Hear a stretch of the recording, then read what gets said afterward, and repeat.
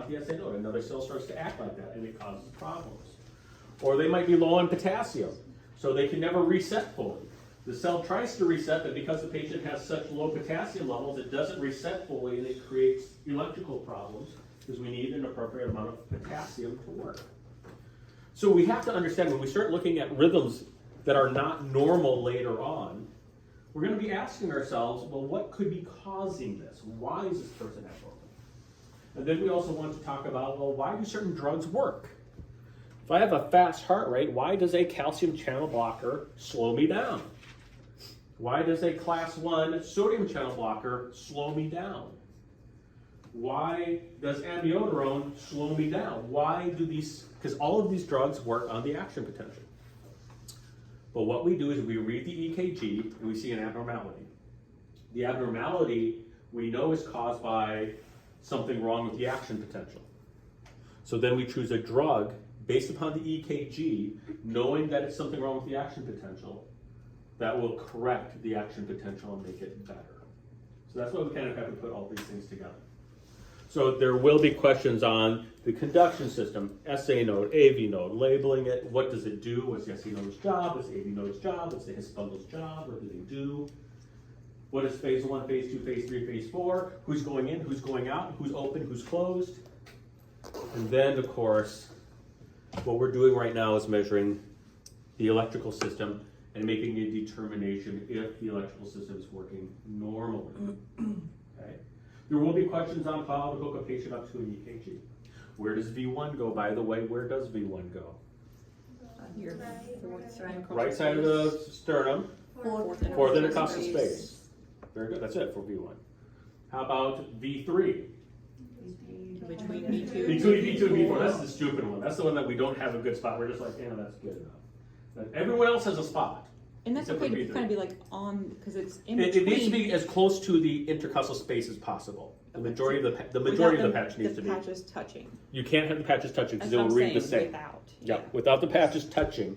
Because if the patches touch, they will read the exact same Especially thing. if someone's smaller Yep. stature than. And also remember that the anatomical marks, so mid-axillary means we go into the axillary, we go into the middle of it, and we draw a straight line down. So V4 is way down here, so V2 is here. You look at even somebody who has a really small chest, there should be space between V2 and V4. Right there, there should be space there, okay? It's when people cheat and don't put things where they really belong that all of a sudden you start running out of room. Where's V5? On the side. Where's the legitimate, what do we say? What is the terminology? Anterior axillary, fifth intercostal space. And some people put V5 way over here, but it shouldn't be. V5 should be right here. But people, we call it cheating forward. They're like, I don't want to work in the underarm. But my lateral wall is over here. If I want to see my lateral wall, I need patches where? Mid-axillary. Over here. Otherwise, I'm not going to look at the lateral wall. Okay? It'd be like me saying, I want to look, let's say she has something on her sleeve, right here. Stacy has something on her sleeve right here. And I say, and somebody says, look at her sleeve, and I just go over this far. Am I really looking at her sleeve? I might say, oh yeah, there's something there, but I'm not going to get a good look at what's on her sleeve. So to get a good look on what's on her sleeve, what do I need to be? Over here.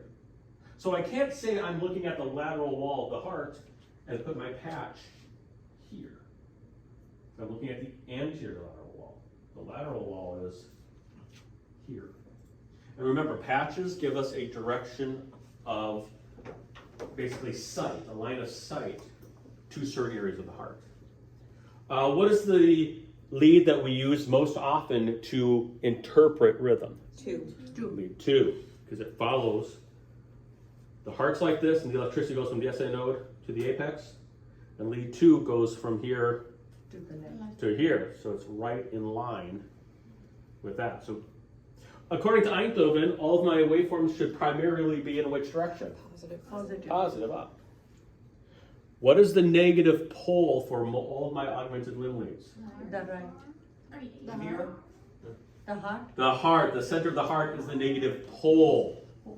Remember, that's the tricky one. The negative pole is the center of the heart.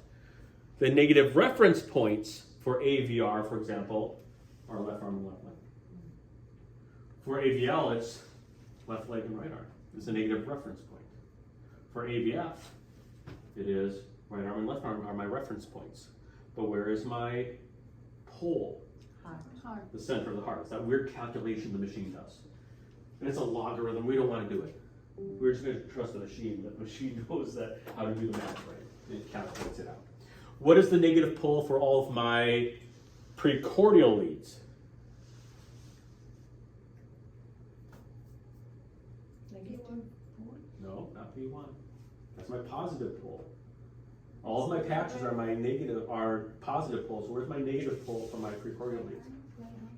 Left arm?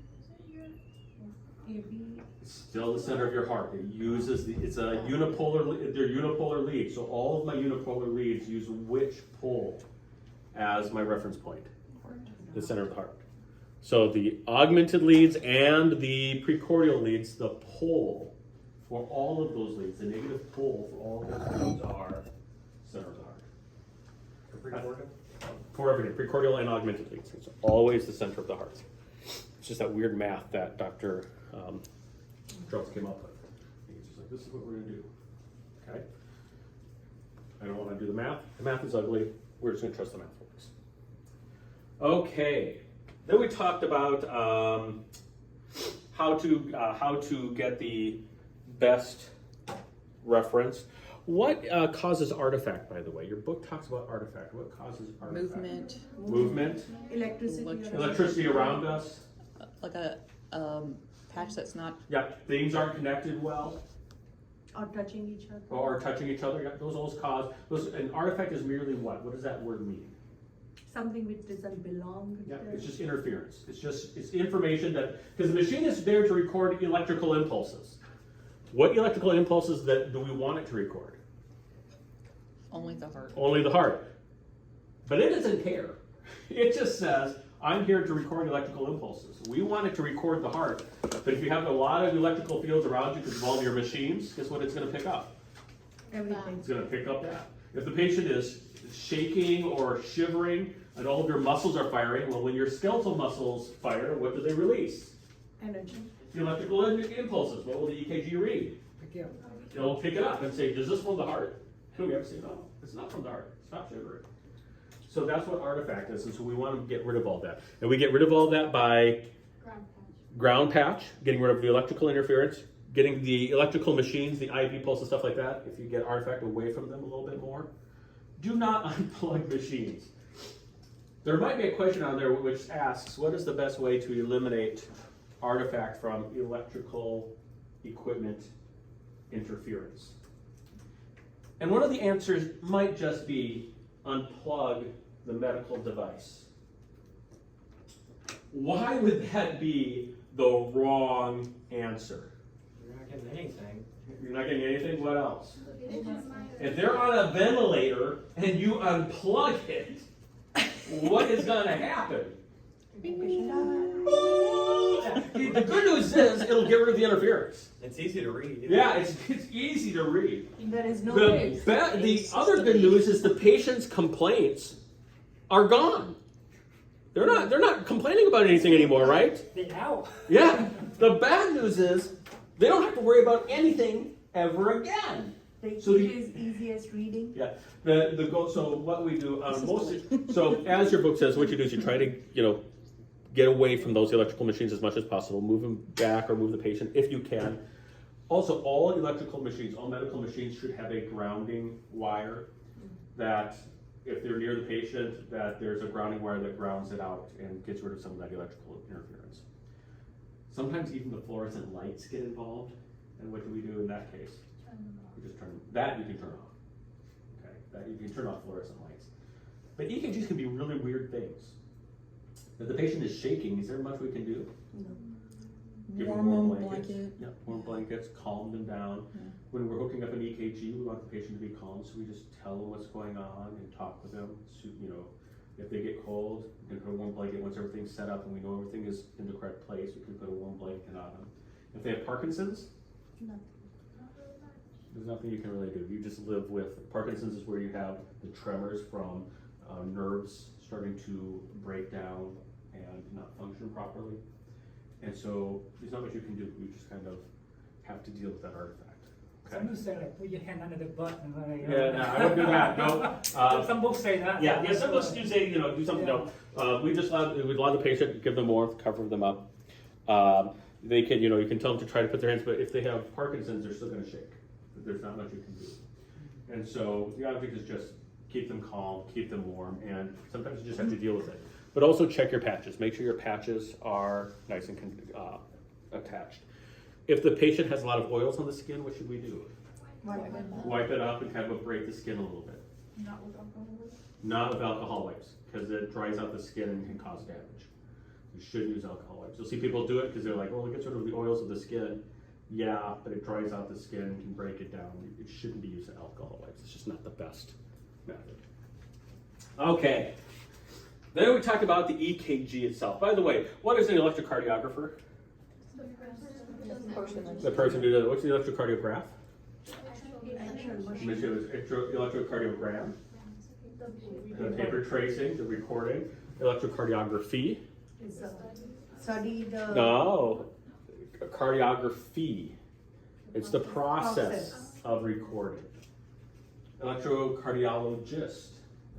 The one who reads. The person who studies and reads and interprets. Electrocardiology. The study of. Okay. They all sound exactly the same, I understand, but just know the differences. What is an electrode and what is a lead? Electrode are the patches. Yeah, an electrode is the wire that connects to the patch to the machine. It's what connects the patient to the machine. What is a lead then? It's the link that is created. Yeah, it's the link. The machine creates leads. The machine uses 2 electrodes or more as reference points and records the electrical tracing from that point of view. Because remember, each lead is a different point of view. So it uses 2 or more electrodes to create a reference point and records the electrical tracing from that point of view. Good job. Okay, good. How much is each small box worth horizontally?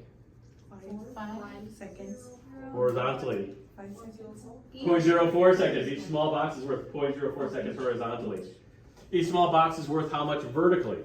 1. 0.1. 0.1 millivolt.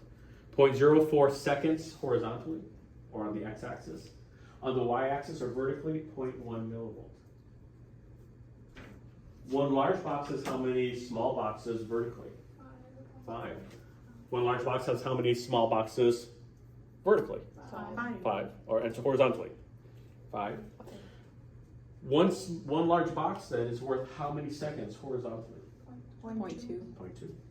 One large box is worth how many millivolts horizontal or vertically? 5. Not 5. 0.5. 0.5. 0.5. 0.5. It is in millivolts. Okay. Good job. Okay, good job. The next question, though, we started to do measurements and we started to talk about these blips, these bleeps, these sweeps that we see. So what is a segment? That was totally from Spaceballs. Yes, it was. You saw it recently? The No, I just know it. The sweep. The bleep. Anyways. Yeah, it was. Okay, sorry. No, I can't say it. Oh, what is a segment? Space between 2 waveforms. It's a space between 2 waveforms. And a complex. Or between a waveform and a complex, where nothing is going on, or nothing is being recorded. We can't say nothing's going on, but nothing's being recorded. What is a waveform? A positive or negative deflection. Positive or negative deflection. What is a complex? 2 or more waveforms that combine. 2 or more waveforms divide into one structure. What is an interval? Waveforms and segments. Waveforms and segments measured together. How many complexes do we normally have in one cardiac cycle?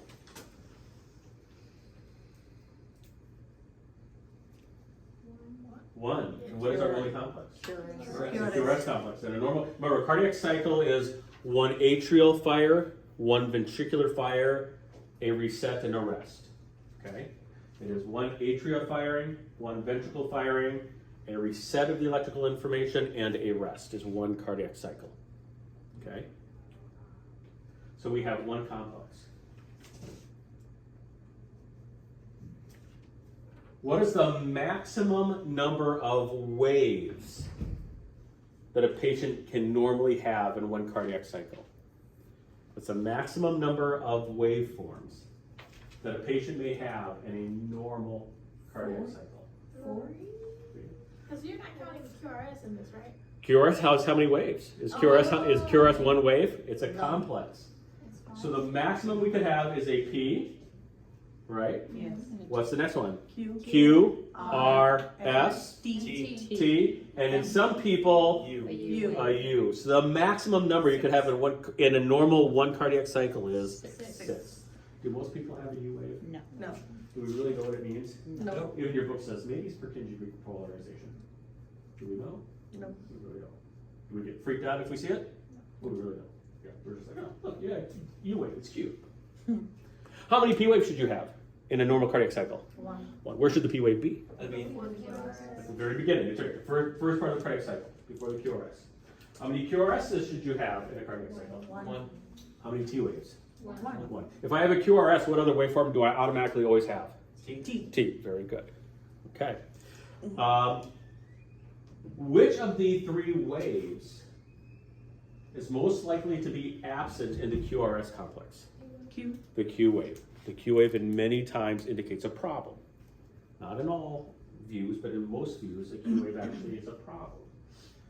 And so, if you look at a QRS, so one of the waves of the QRS complex that is most often not there is the Q wave. Okay. Okay. No big deal, right? No big deal. No, actually, that's good. If we don't see a Q wave, in most leads, if you don't see a Q wave, you're like, I don't see a Q wave. And we'll understand why that is later. What is this waveform right here? That QRS complex is what waveforms? That's an RS. Very good.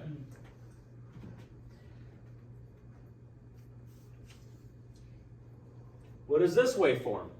QS. QR. QR, and there's always an S, because remember you have to have 2 deflections.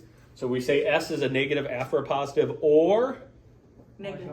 a return to baseline. Oh, yeah, basically. Because Einthoven said it has to be a complex.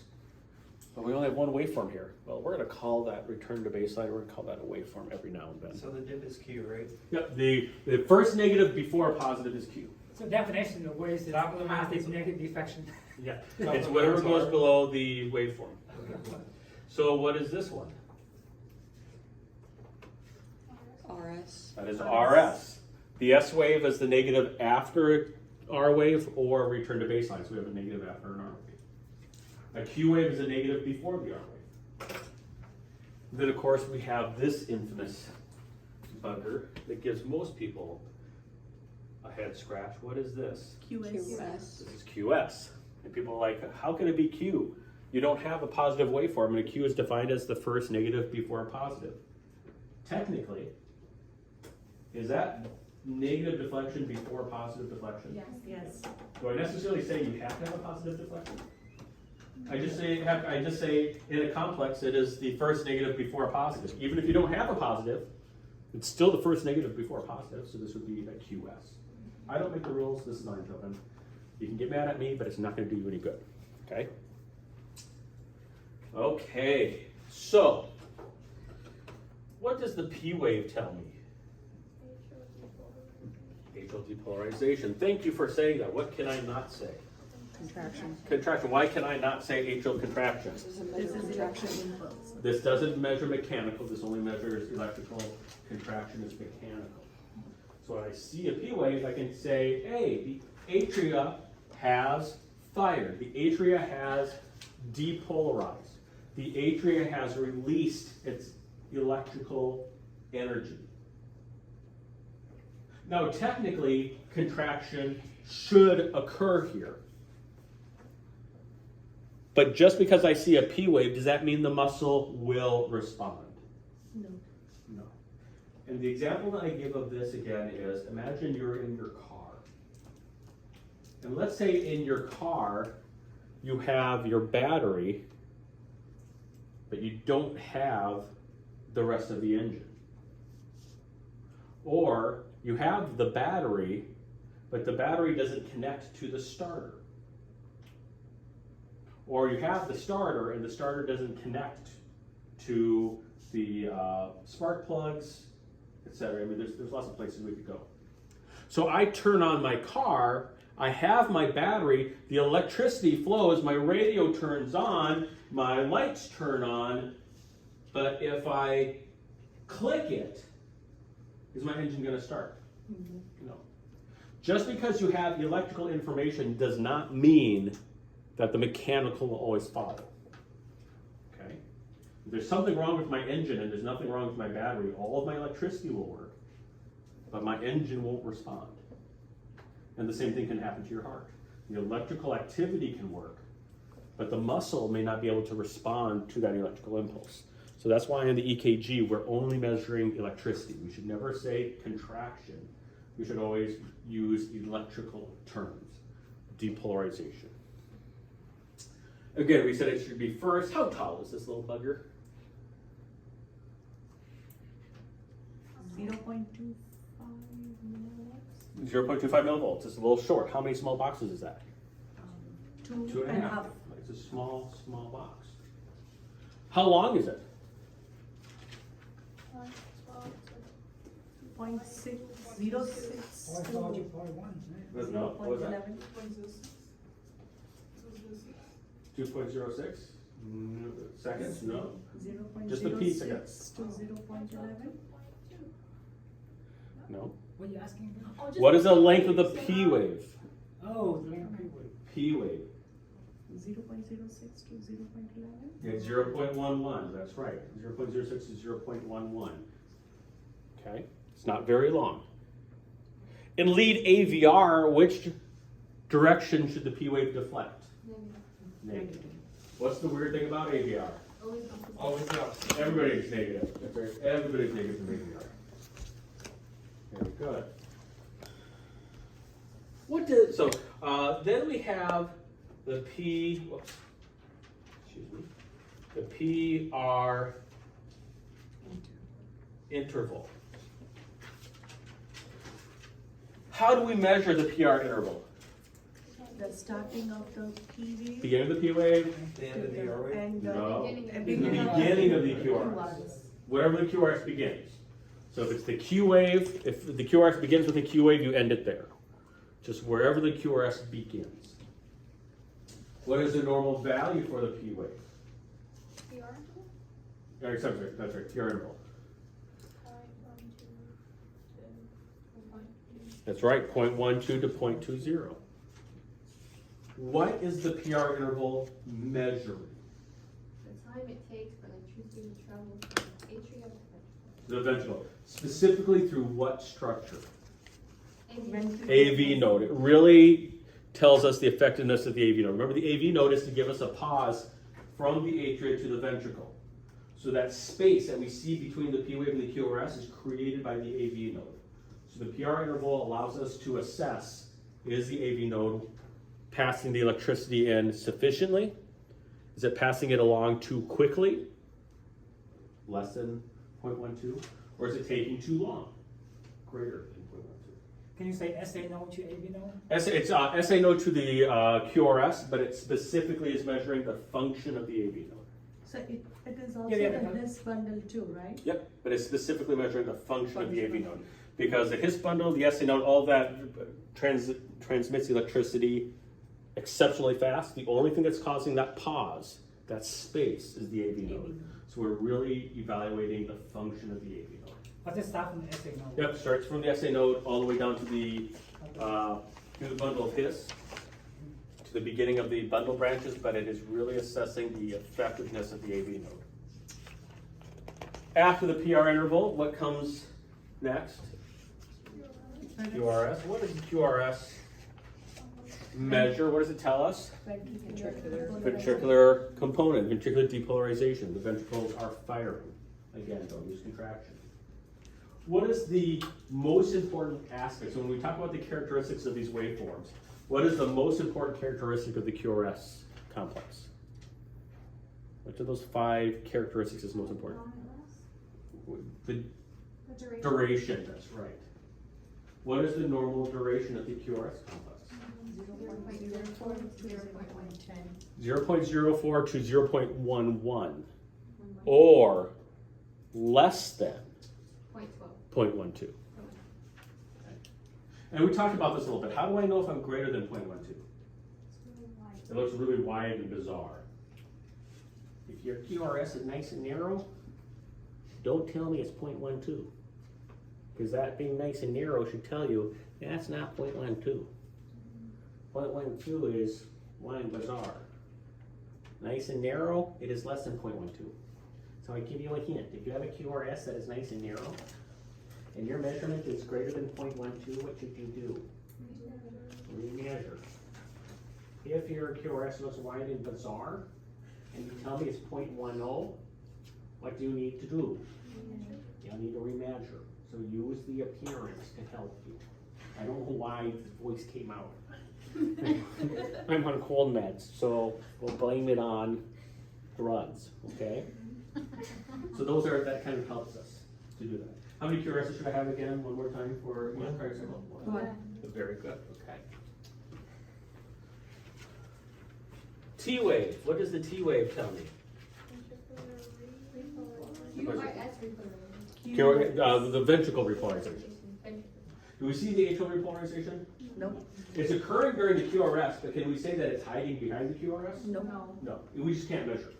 It just is so small, we can't measure it.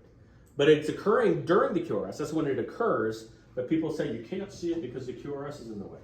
That's a lie. You can't see it because it's not strong enough to measure. So if we remove the QRS, you still won't see atrial repolarizing. It should occur though where the QRS occurs. T-wave, the factor that we're looking at that is the height. What is the normal height of the T-wave? Less than or equal to 0.5. Yeah, that's right, less than or equal to 0.5 millivolts, which is how many small boxes? It's 5. 2 and 5 or less, that's right.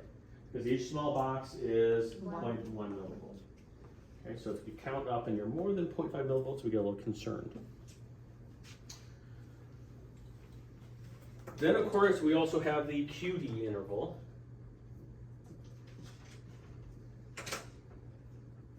The QD interval is how good looking your patient is, right?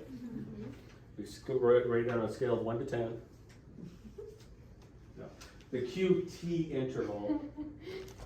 The jokes don't get any better, I'm sorry. I'm trying to make EKG as funny as I can, but they don't get any better. The QT interval is measured in what units? Seconds. Where do we begin to measure for the QT interval and where do we end the measurement? Starting of the QRS complex and end The of start of the QRS complex and you go all the way to the end of the T wave. This is different than the PR interval. The PR interval is the beginning of the P wave to the beginning of the QRS complex. But the QT interval is the beginning of the QRS complex to the end of the T wave. And so that's where people oftentimes make a mistake. They think, well, they have to be the same. No, one is from beginning to beginning, one's from beginning to end. What is normal? 0.36 to 0.44, as long as the patient is an adult and resting. We'll get into what that means later. What am I really concerned with? Am I really concerned so much with a short QT interval? No, A large QT interval. And what does a large QT interval put me at risk for? Sudden death. Okay? Which is why we want to measure it.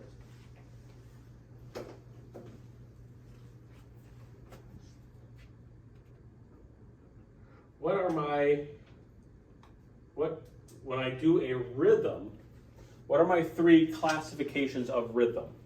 Regularity. Regular, irregular, irregular, or regularly irregular. What do I have to prove if I say it's regularly irregular? A pattern. Yeah, the cycle has to repeat itself. I have to see a full completion of the cycle at least twice in a row without any variation. The cycle has to repeat itself. One right after the other. Just always has to repeat. Which one's the most rare type of rhythm? Regularly irregular. I determine rate based upon what, the method I use to determine rate is dependent on what aspect? The regularity of the rhythm, that's correct. What are the two methods we are going to be utilizing? 1500. 1500 method or 6 6 second method? 6 seconds. 6 second method. Which one do I use for irregular rhythm? 6 seconds. 1500 for regular method. Regular? EKG, yeah. Yeah. I heard you right. What do I do for an irregular rhythm? 6 seconds. Okay. Irregularly irregular? 6 seconds. Good. Okay. Nicely done. So, where I want to continue off, and we're going to practice then after this, where I want to continue off for this test is there are certain things that we measure that will tell us what the rhythm is. Okay? So we want to get to the point where we can do something called rhythm interpretation.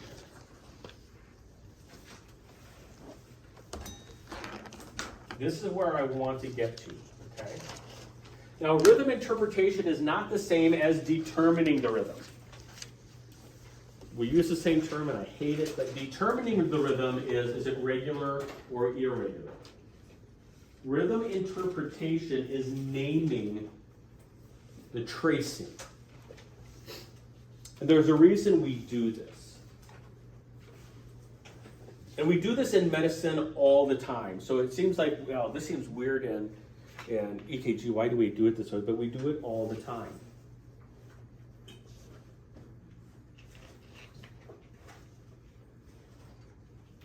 For example, in medicine, I could say my patient has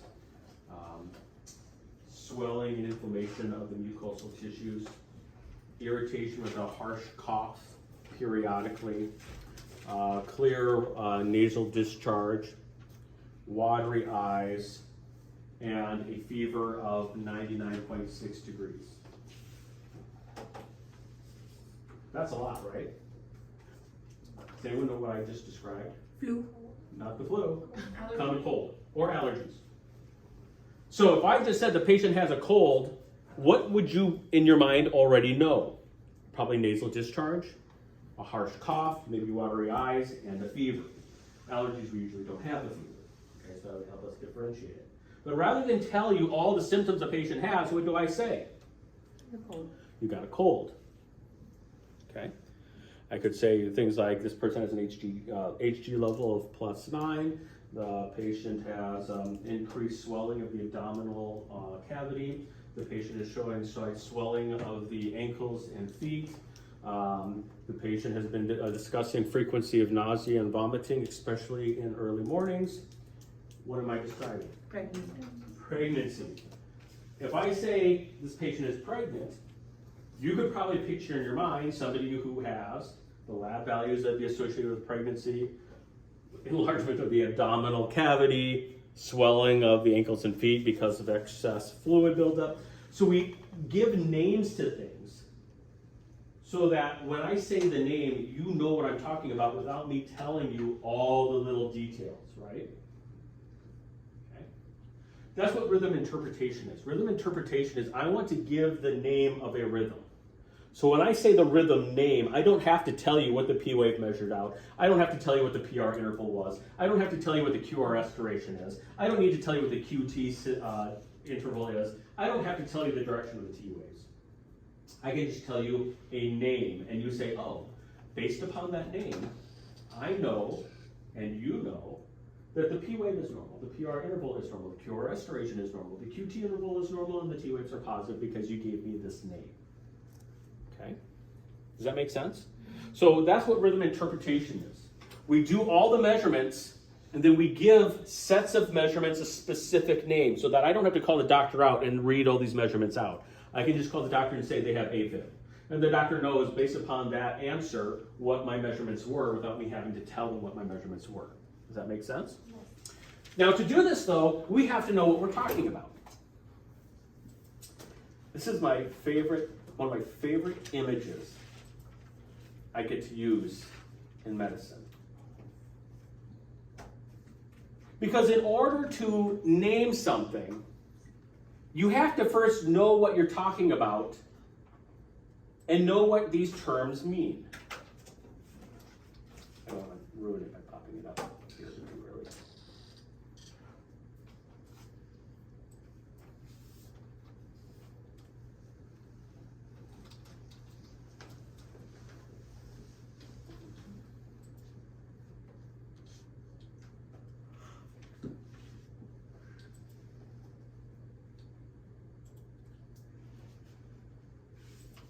I don't know why this cracks me up so much. This just cracks me up tremendously.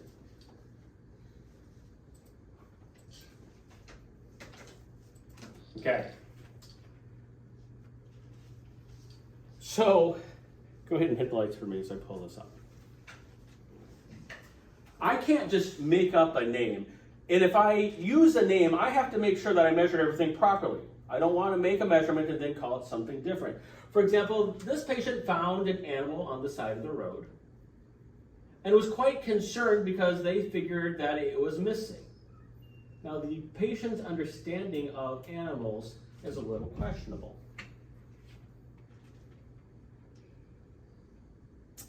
Found, cat snake. Food, assuming pet, found assuming pet, some sort of cat snake, long and nimble with dryish fur and cat-like teeth. Seems like cat food, but isn't a cat. Smells weird. What is that thing? That's Ferret. I don't know, it's a ferret. Oh. This is a ferret. It's like a squirrel. It looks like a squirrel, but it is a ferret. And ferrets are long and supple like snakes, but is there such a thing as a cat snake? No. No. If you call up a doctor and say something that doesn't exist, what's the doctor going to do? What is wrong with you? Okay. Or let's say there is such a thing as there's a classification of snake that is called a cat snake because it has a certain design on it. It's kind of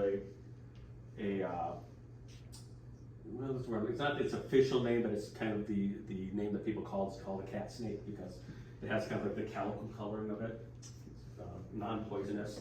So if you said cat snake and you were somebody who was really big into reptiles and snakes, and somebody said, I found a cat snake, is this what you expect to find when you went over to their house to look at it? No.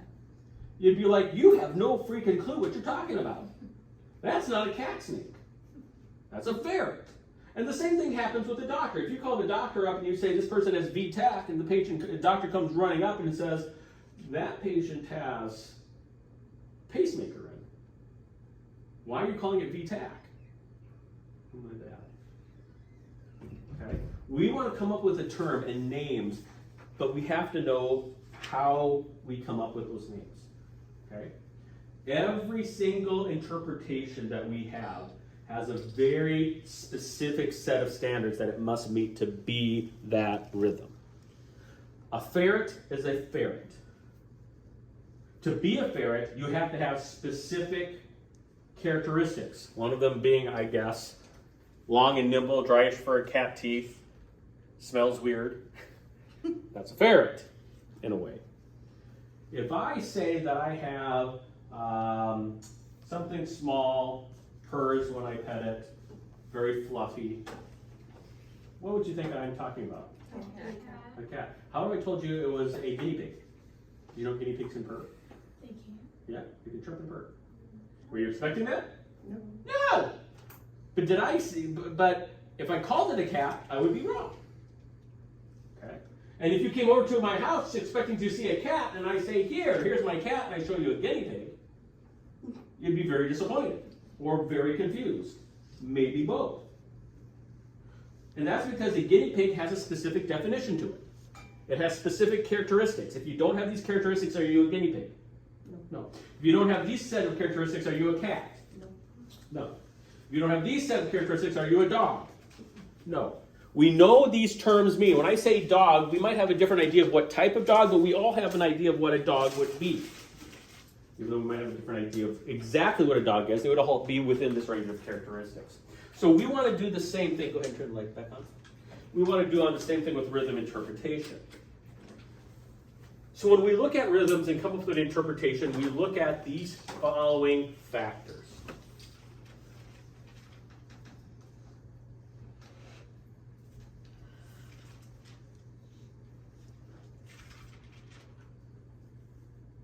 Oops. It's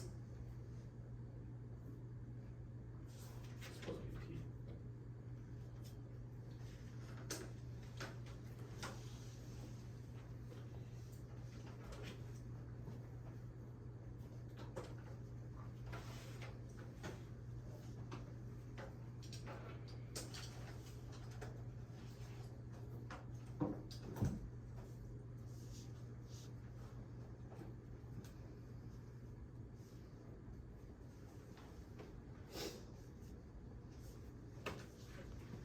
These 5 factors are used to determine what your rhythm interpretation will be.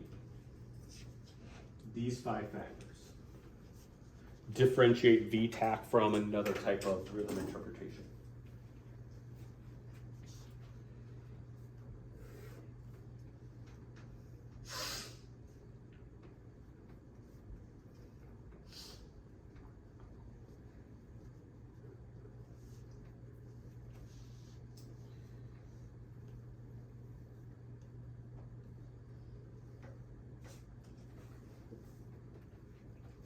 QT and ST segment changes do not change the interpretation, but they do indicate other pathologies.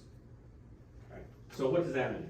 That means as long as these 5 factors all fit a category, you're that category. If your QT is long, you are that category with long QTs. If your STs are elevated, you are that category with elevated STs. So QT intervals and ST segments don't change the interpretation. They just tell you, okay, this is your interpretation, plus you have another pathology. So for example, we're going to talk about normal sinus rhythm.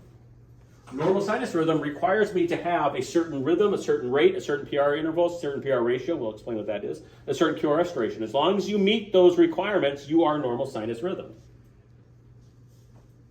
If you meet those requirements and you have a long QT syndrome or a long QT interval, you're still normal sinus rhythm, but you have long QT interval.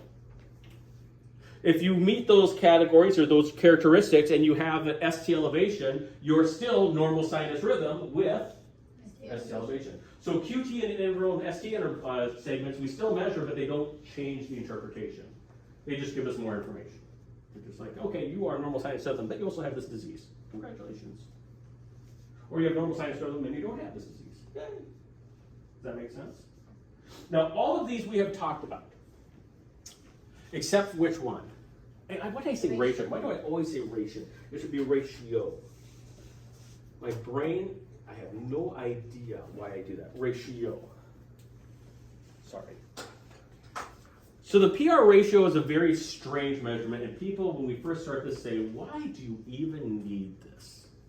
This seems like a stupid thing. And the P to R ratio says how many P waves, or the number of P waves,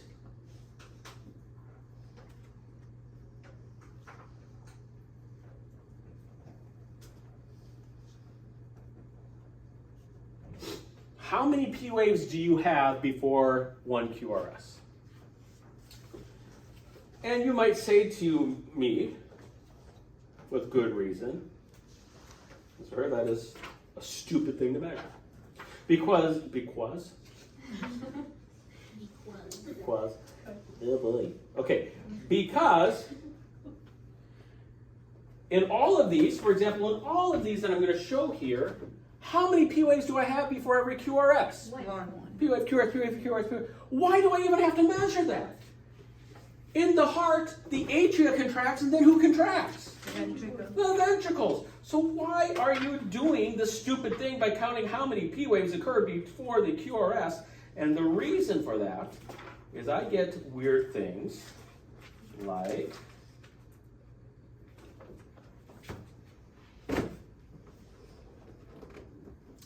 this. You see each one of these little blips there? Guess what each of those are? Those are each of P waves. Sometimes the heart does really, really weird things. And one of the things that the heart can do is the ventricle can be working just fine. And the atria can go and freak out. Okay? The atria is just going, it's just firing like crazy.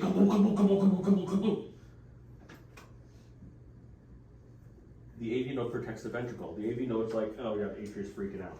I'm just going to send a signal every now and then to the ventricles because if I get you to follow this guy, we're dead. So if the atria is freaking out, the heart kind of, the AV node kind of steps in and says, we're not doing that. Ventricle, I'm going to make you beat occasionally. This P wave, let's see, 1, 2, 3, 4, 5, 6, 7, 8, 9, 10, 11, 12, 13, 14, 15. So 15 times 20 is what? 15, 20, 15 times 20. 300. 300. The atrias are going 300 beats per minute. Do you want your ventricle to go 300 beats per minute? No. That's very bad. So in this case, the atria is going way faster than the ventricles. And that can happen. But to find that, you have to count how many P waves are before the QRS complex. We're not going to have that problem for a long time. We're not going to have that for a couple of weeks. But it can happen, which is why we measure the PR interval or the PR ratio. So let me show you how we go about coming up with an interpretation. So we're not putting names to any of these interpretations? We will, that's what we're starting to today. Okay. We're gonna start with one. Okay. We're gonna start with one to get our feet a little bit wet and just get an understanding of how this works. Okay. I'm gonna use my book here. It's not the same book that you have.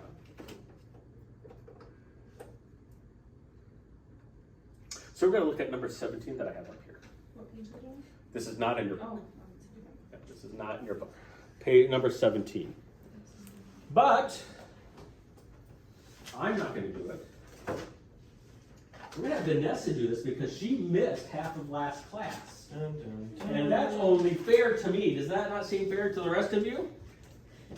Okay, Vanessa, we're going to walk through how we look at a rhythm strip and try to gather information so we can name it. Does that make sense? It's just like if you're going to call something a dog, there's certain things that you're going to look for, and you're going to measure these things to make sure it's actually a dog and not a cat snake or a ferret. So come on up here. So the place that we always start is rhythm. And I need to know the rhythm of the atria and the rhythm of the ventricles. I have to do it twice. How do I determine the rhythm of the atria, Vanessa? P waves. And what am I going to use on the P waves to help me walk it out? Okay, Calvin. Okay. What am I gonna Yes. What on the? That's on me. What are you going to look on at the P wave to make sure you're matching it up correctly? So on the P wave, what are you going to be looking for? So how am I going to match? I have to match it up and walk it out, right? So what am I going to use in the P wave? So the beginning of the P wave. That's right. Where it leaves the baseline. You see how it starts to slope up there? I'm going to go from that P wave to this P wave. And what am I going to do?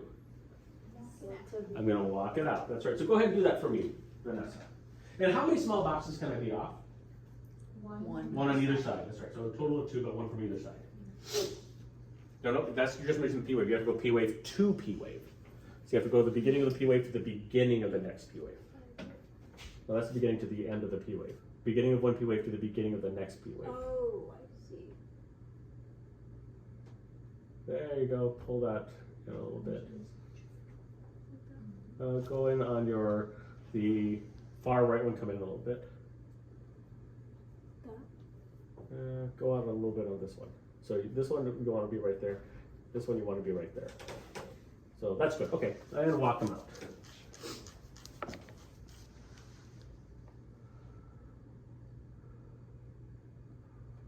Oh, this one, the P wave starts right there. The P wave starts right there. Go ahead. Okay, do it again. Very good. Do it again. Very good. Do it again. Very good. Do it again. Are they within a small box of each other? Mm-hmm. Very good. So what do we say about the P waves? The P waves are? Very good. Fantastic. So what do we have to do now? We have to do that also for the ventricles, which are the QRS. So let's do it to the QRS. QRSs are easy. What do we use for on the QRSs? The top spiky thing, right? The most spiky thing on there. Boop. The top of the R wave. Boop. What lead, by the way, was this probably recorded in? Lead 2 is the most common.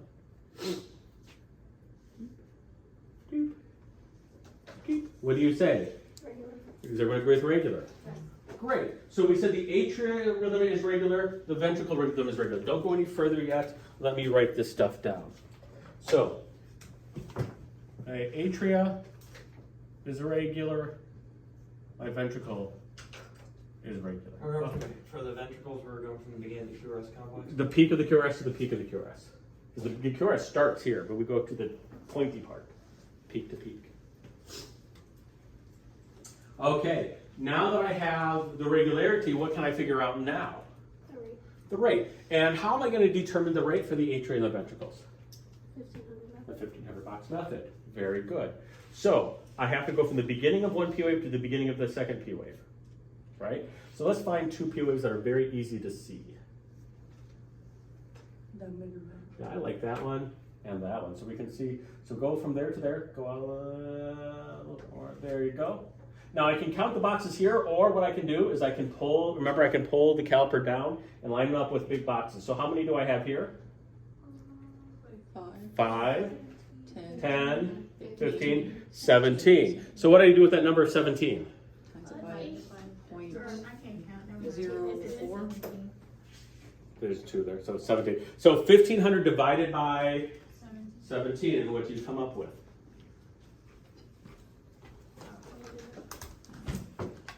88.2. So we always go whole numbers because you don't say 0.2 heart rate. Okay, 88. So what are we going to do now? We're going to do the same thing for the ventricle. Going from peak to peak of 2 consecutive QRSs. We're going to do the same thing.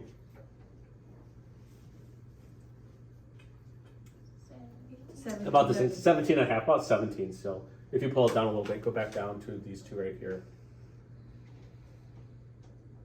Pull it in, okay, so go up, back up here. That's about 17 and a half or so. So 1500 divided by 17, 17.5. It's going to be about the same.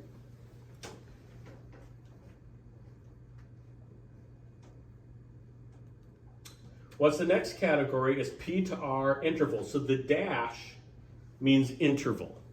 So when you have the dash between the P and the R, that is P to R interval. And how do we calculate P to R interval? beginning of P wave to the beginning of the QRS. Do you agree with her? Yes. Beginning of the P wave to the beginning of the QRS. So show me where you're going to measure. Pick one and show me where you're going to measure. Very good. Does everyone agree with her? Mm-hmm. And how many seconds is that? 0.2. 5 small boxes is 0.2 seconds. We're also now going to go P to R ratio, which is 2 dots. 2 dots between P and the R, it stands for a ratio. So you notice it's P dot dot R. The dash is interval, the dots are ratio. And how do I figure out P to R ratio? How many P's before the? How many P waves before each QRS? So I have a QRS here, how many P waves before it? 1.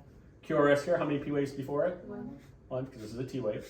QRS, how many P waves before it? 1. QRS, how many P waves before it? 1. QRS, how many P waves before it? 1. QRS, how many P waves before it? 1. QRS, how many P waves before it? 1. See a pattern here? That first one you count because after that. Yeah, black because we're line- not counting for rate. We're just saying before every QRS, how many P waves are there? Okay. So we're not counting, we only concern with ourselves with that, with rate. Okay. Because rate has to be between the 2 triangles.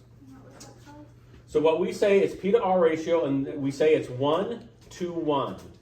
And what that 1 to 1 means is there's 1 P wave for every 1 QRS. The last thing I'm going to worry about is my QRS duration. Now, before we measure this, what do you think about this QRS duration? Is the QRS Skinny. skinny or wide? Skinny. It's nice and narrow. It's less than. It has to be less than 0.12. So go ahead and measure that for us, Vanessa, and see if it is less than 0.12.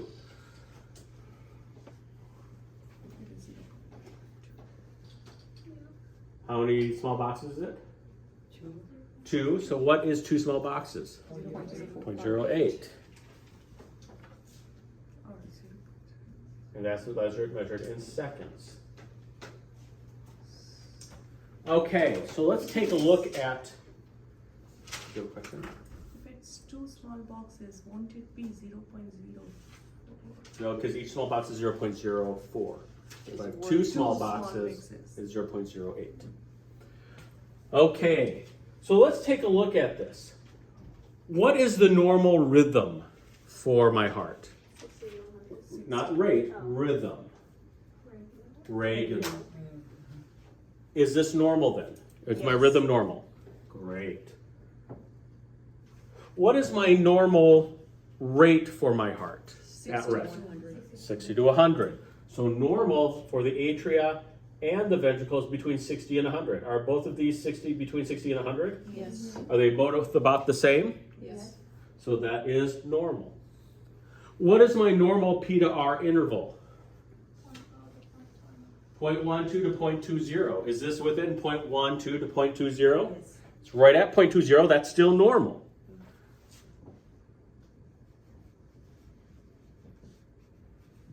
That's normal.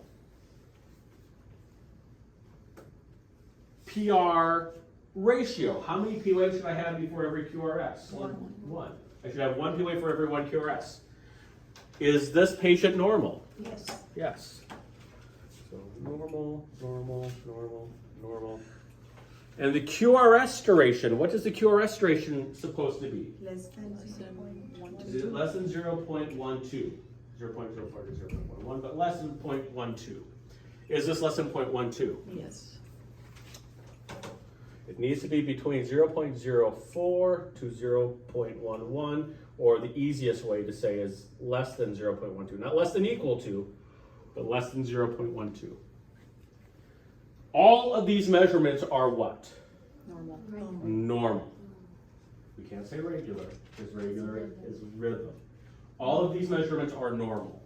Now, I could call a doctor up and say all of this. Doctor, we have a person who has an atrial rhythm that's regular, ventricular rhythm that's regular, atrial rate that's 88, ventricular rate that's 88, P to R interval is 0.20, PR ratio is 1 to 1, QRS ratio is 0.08, and the doctor would probably be saying, what? You just rattled off a whole bunch of numbers, boy. What are you doing? What's going on? You like stroking out or something? It'd be a lot easier for me to pick up the phone and say, this patient is blank. And the doctor says, okay, I know about what your measurements are. I won't know them exactly, but I know what they're between. And we have a specific name. You can go ahead and sit down. Thank you very much for your skills. Of course. We have a specific name. When everything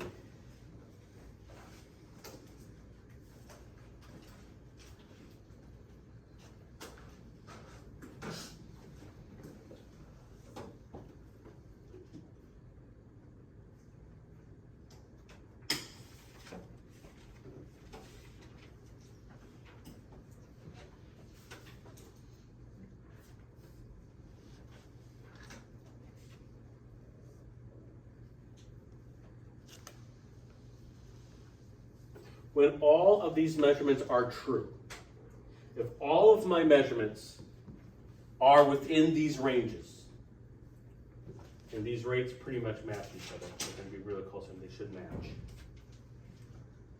Rather than labeling off everything I measured, we can say that this is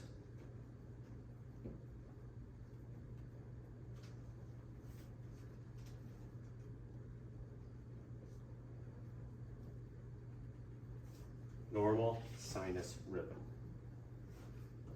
Sometimes you'll see it abbreviated because you know us in cardiology. NSR. And when I tell a doctor and I pick up the phone and the doctor says, tell me about the EKG, and I tell the doctor, they're in normal sinus rhythm, the doctor will say, okay. He doesn't know exactly what my measurements were, but she does know that my measurements were within the normal ranges. That's how we communicate. That's what we mean by rhythm interpretation. Rhythm interpretation is giving it its earned name.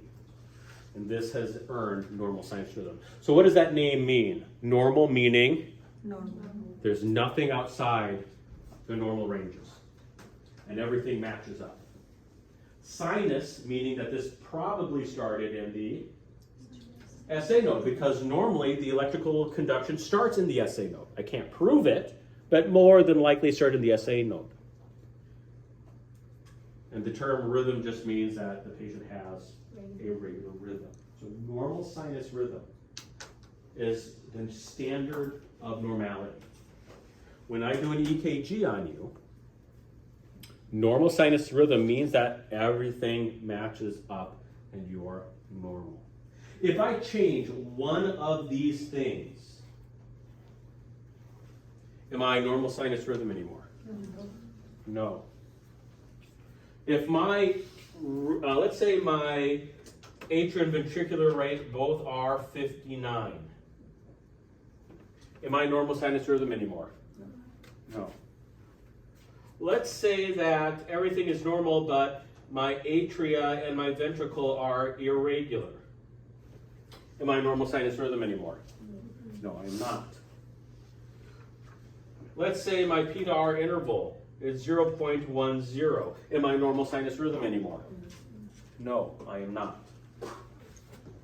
If my P to R ratio is 2:1, am I normal sinus rhythm anymore? No, I am not. If my QRS duration is 0.16, am I normal sinus rhythm or not? No. No, I am So not. you could have all normal for the rest of these if one's off. If one's off, it is no longer normal sinus rhythm. It has its own name. Okay? It has its own definition, its own interpretation. It has its own name. Let's So- just call it irregular. What's that? Let's just call it irregular. A regular rhythm? That gets us into trouble later. Okay? Not right now, because I don't want to really make you want to kill me, but that gets us into trouble later. So this is normal sinus rhythm. But if I change anything, and you might say, well, you know, it's close. It's 59. It's not 60. Eindhoven says, nope. At 59, you are something else. Okay? It's hard, fast rules. If you're above 100, you're not normal. If you're 101, you're no longer normal sinus rhythm. You are something else. What if you have regularly irregular? You're something else. You have to be regular. Yeah, this is it. All of our definitions are extremely tight. With all of the interpretations that we're going to be talking about for the rest of the year in lab, all of these interpretations are tight, which means if you don't meet up with these interpretations, guess what? If it doesn't match, you can't call it that. Even if you say, I really want to call it that, because it would be a lot easier on my life, if one thing is off, you can't call it if everything was right on. You have to stay within the boundaries. Each of these definitions are extremely specific, and you can't change it. Okay? I can't call this thing a cat snake and be okay with that. You should be able to. I can't call it a cat snake. It's not a cat snake. It is a ferret.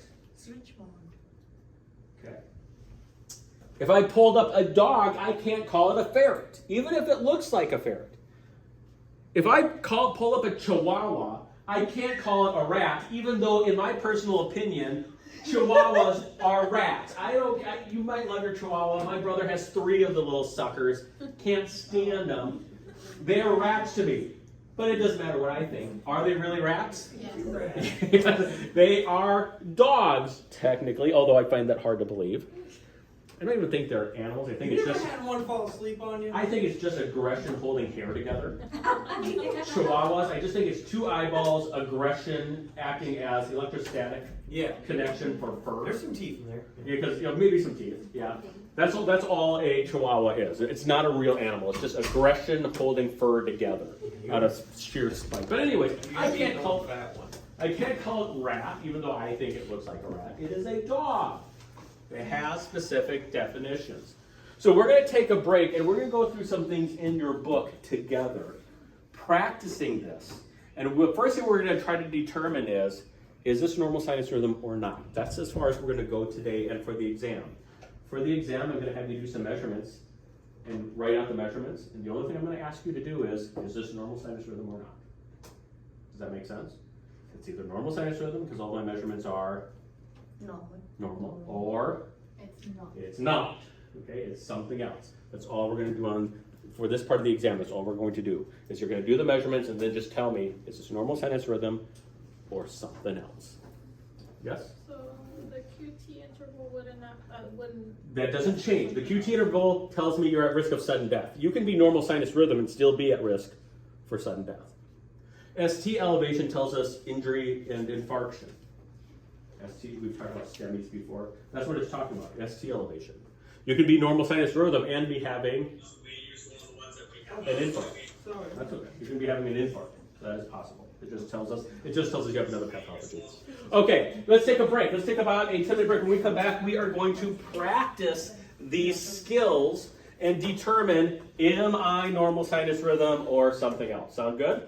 Okay, take a break. Take about a 10-minute break. Come back, and we'll be working on our books. I'm going to go get my